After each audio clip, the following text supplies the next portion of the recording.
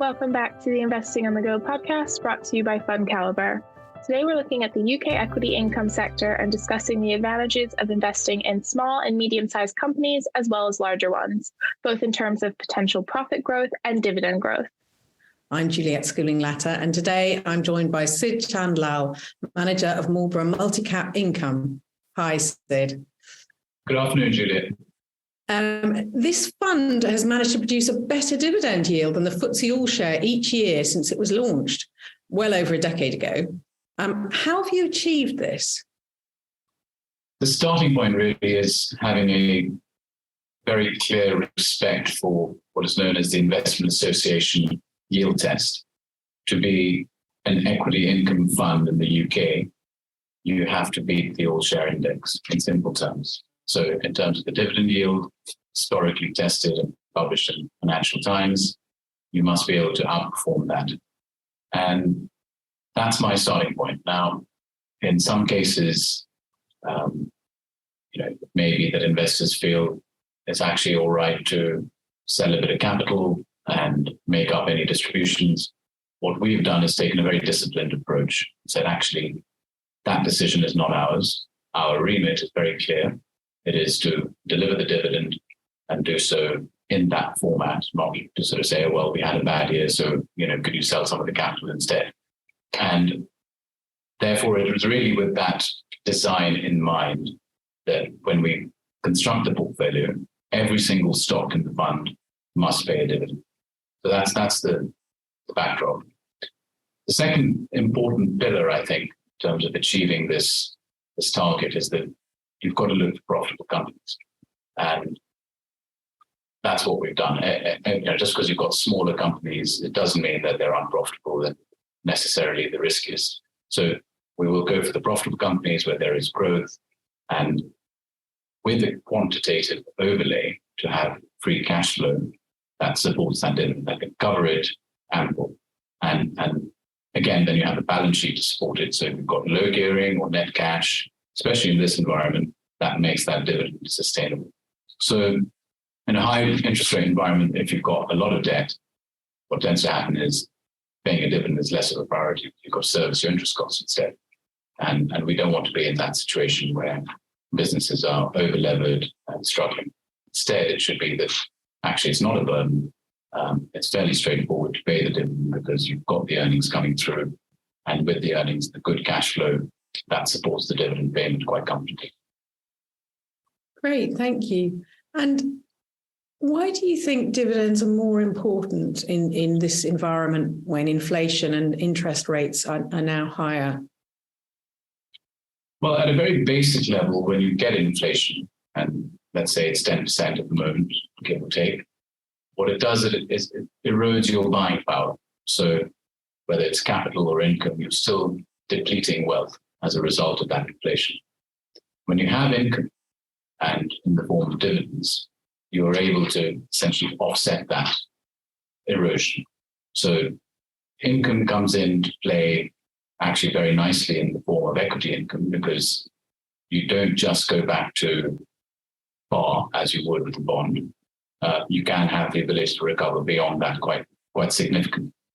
So you have both the capital growth side and you have the dividend while that happens.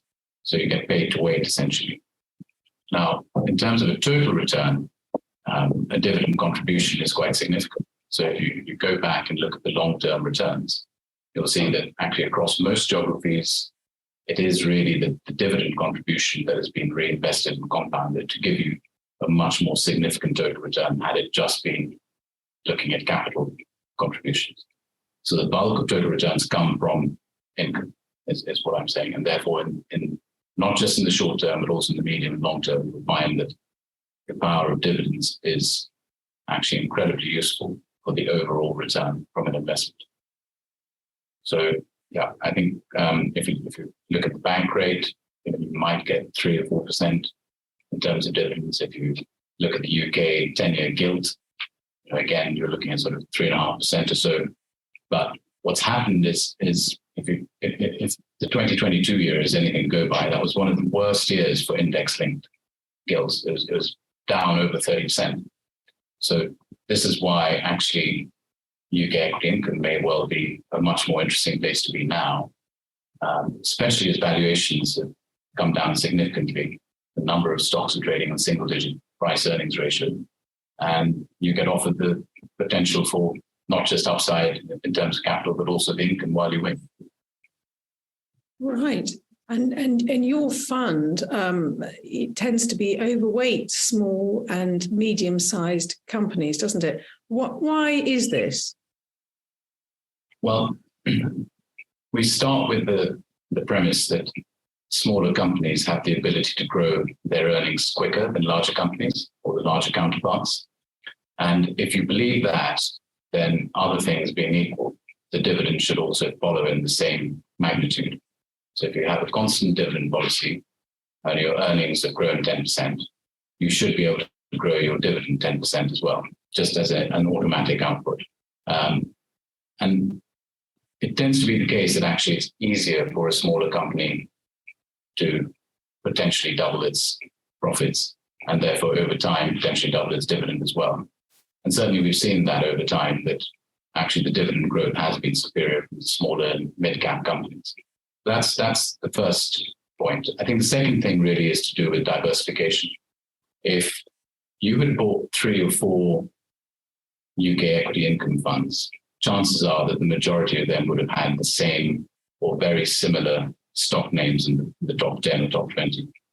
So from our perspective, having a multi-cap approach, having a much more diverse set of companies in there, you tend to have a very different set of companies effectively contributing to that same dividend. The third thing probably is to say that when you look at the UK stock market, approximately 15 companies make up pretty much 60% of all dividends paid. And again, what you're doing is you're reducing the stock concentration from which you get your dividend source. So rather than choosing from, let's say, 90 companies in the FTSE 100, what we're doing is choosing from something like 700 companies.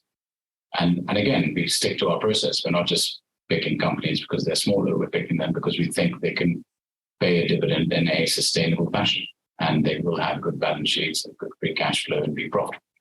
So it's also having 115 companies in the portfolio, a very different approach to a number of the peers who may have fewer stocks in their portfolio. So we're not totally reliant from a portfolio construction, on just a handful of businesses either. It also manages liquidity risk because smaller companies can be volatile.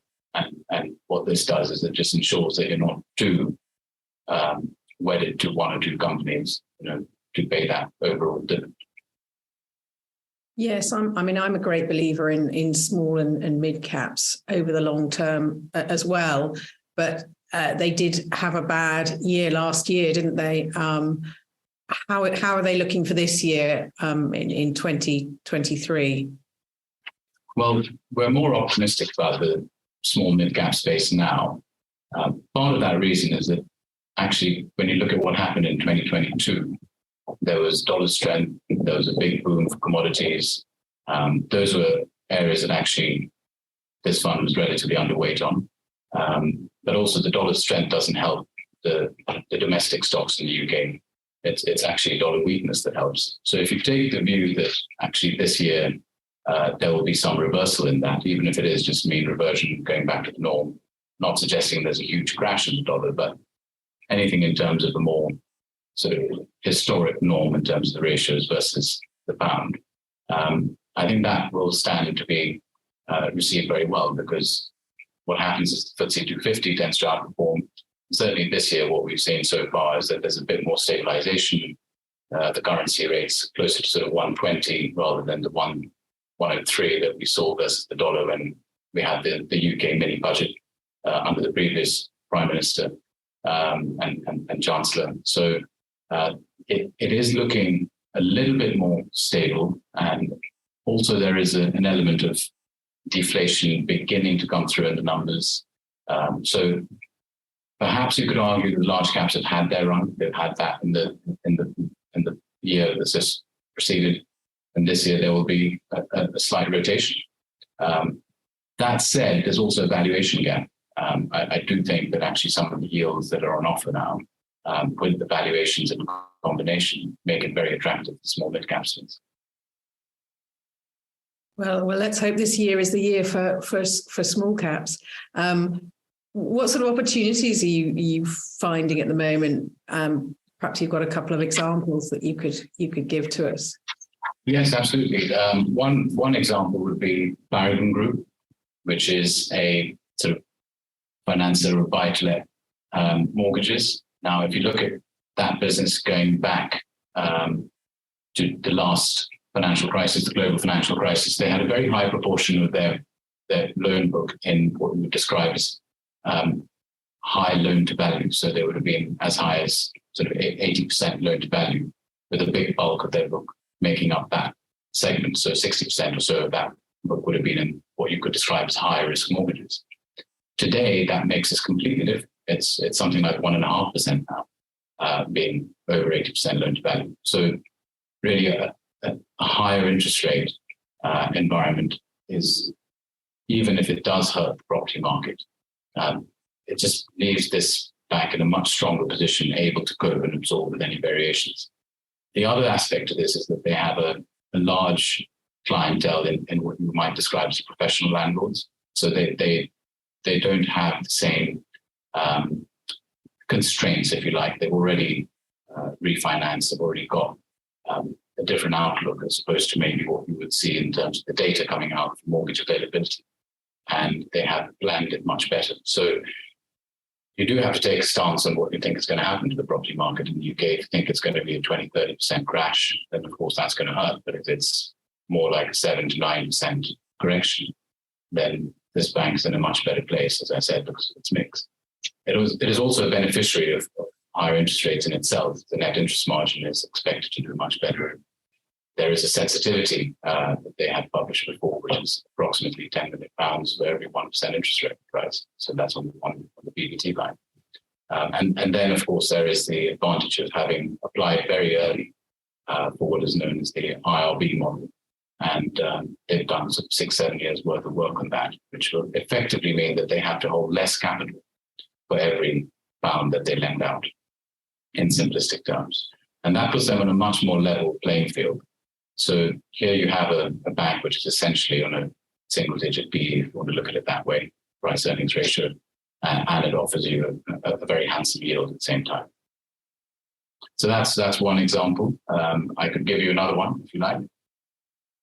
Yeah, another one's great if you've got another one from us. Well, I could give you one which is totally different, and it's a management story, really. It's a company called Ricardo, which has huge British heritage. Smaller company again, and it's kind of evolved really. It used to be the go-to company when actually the British tanks in the war needed help because they were too loud. So effectively, instead of alerting the enemy, the engines were retuned so that they became much quieter engine. That was the beginning of Ricardo, really. And then today, it's a very different business. What it's doing is it's saying, okay, as the world transitions away from the internal combustion engine and moves towards electric vehicles and a much greener planet, how can we be the go-to consultant in that field? So that's what they've done. They've totally changed the business. There is a new CEO who's making some very good changes as well. And this one is a lower yield, sort of 2% in terms of the yield. But going back to portfolio construction, I don't mind that. Having a 2% yield, which can grow double digits in any given year is perfectly acceptable. And in the same way, if we had a stock that was, say, 5% yield or 6% yield, I wouldn't expect it to grow 10, 20% every year. I think there has to be a balance and therefore a much healthier mix.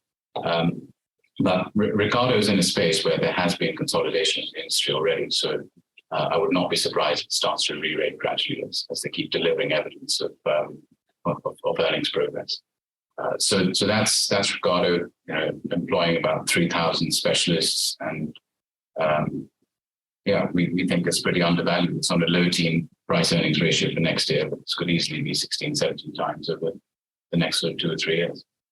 That's not a forecast. That's just a blue sky scenario where it could happen, subject to its margins improving, potentially also setting a division within its group.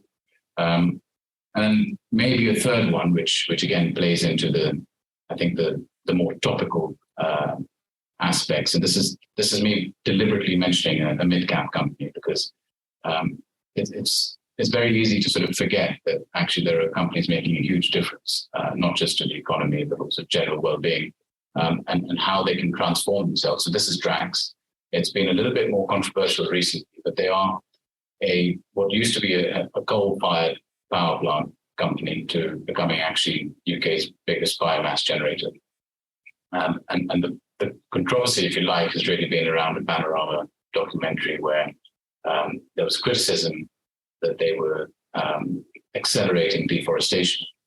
And actually, if one looks into the detail, they had a very good session just 2 days ago, in fact, with brokers Jefferies to explain the situation and give a rebuttal to that. And what transpires is that actually what they were doing was they had a logging license to help good forestry management. So within a very vast acreage, if you clear 1 acre of land, for instance, that helps actually reduce forest fires. It helps the growth, and actually certain species need more sunlight. So if there's a very dense underlay, you're not going to be able to allow effectively a healthy forest. So it's really removing what they describe round wood, hollow wood, dead wood that would have otherwise just been left there anyway and eventually been burnt. And I am again sort of simplifying a little bit, but it's very easy to see one side of the story. But I think this is a business that could be a very important player actually for so many companies in the UK trying to get to sort of their net zero targets on carbon emissions. So that's Drax in a nutshell. But yeah, I mean they've grown their dividends 10% on an annualized basis over the last 5 years, and forecast to do it again by 12% this year. Excellent. Well, thank you for those interesting examples, and thank you, Sid, so much for your time today. My pleasure. Thank you for having me. Really appreciate it. The IFSL Marlborough Multi-Cap Income Fund has a well-resourced team and offers something radically different from the majority of equity income funds investing in larger companies. This fund ventures into the small and mid-cap space where other income funds fare to tread. The team is renowned for its experience in this area of the market. To learn more about the IFSL Marlborough Multi-Cap Income Fund, visit fundcalibre.com. And don't forget to subscribe to the Investing on the Go podcast, available wherever you get your podcasts. Please remember, we've been discussing individual companies to bring investing to life for you. It's not a recommendation to buy or sell. The fund may or may not still hold these companies at the time of listening. Elite ratings are based on Fund Calibre's research methodology and are the opinion of Fund Calibre's research team only.